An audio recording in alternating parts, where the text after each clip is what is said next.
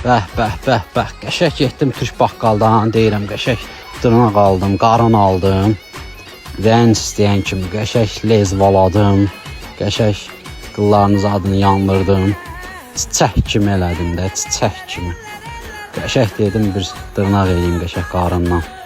Sonra da qəşək qaynatdım biraz suda, tökdüm birinci su, ikinci suda hazır. Mum eşkin, bir muna bax.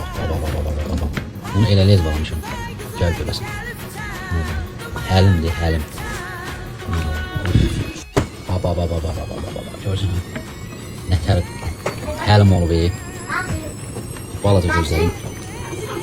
Balaca dondu. Şişək mi? Olmaqdan bol elə. Şişək. Ay. Abəst.